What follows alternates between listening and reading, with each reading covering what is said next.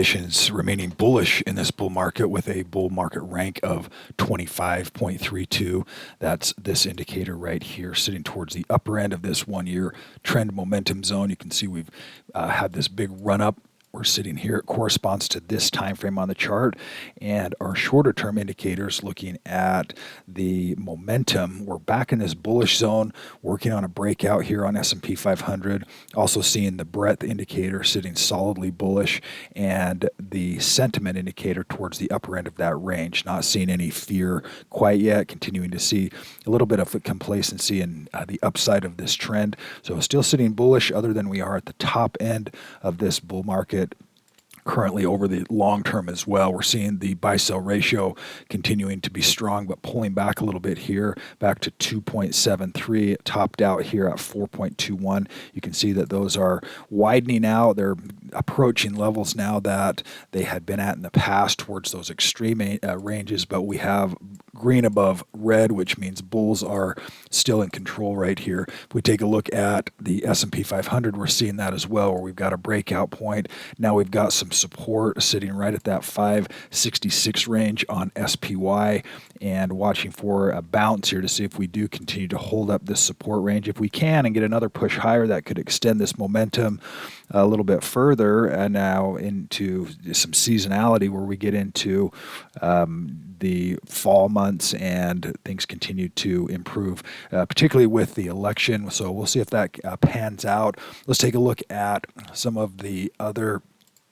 indices. Let's take a look at NASDAQ. Technology stocks pulling back up into that momentum zone. So now you're seeing that momentum structure starting to stabilize, or at least continue to gain momentum.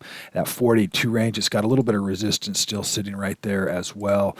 And the Dow Jones Industrial Average, let's take a quick look at that one. And we've got it also probably the strongest of the group here. It's already had a bit of a retracement there at 419, pulling back to that 415. So all market conditions still sitting bullish and having a little bit of a pullback here as well, which has been nice. We're seeing bonds, the long-term bond pulling back a little bit after the Fed announcement, still in momentum and looking good, and SHY continuing to hold up. That's the short end of the yield curve, which we certainly want to see that bond price moving higher. That means those shorter term interest rates are continuing to drop. If we take a look at sectors, continuing to see overall strength, the majority in uptrends. We're seeing a few that are back into that hold range and a couple that are in short-term downtrends, and also seeing commodities. We're seeing gold continue to have great strength here, another breakout move to new highs.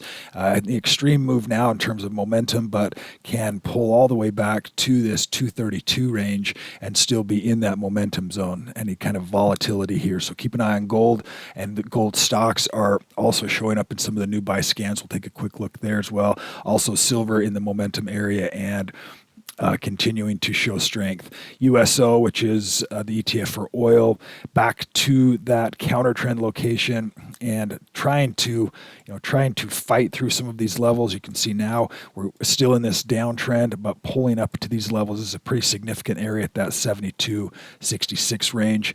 And muscle stocks to consider for today are ZLT, medical biotech, seeing some strength, working its way back up to momentum, and also seeing RCAT, which has a real nice confirmation bar and increasing volume here as well. That'll do it for today's update. Everyone have a fantastic day today.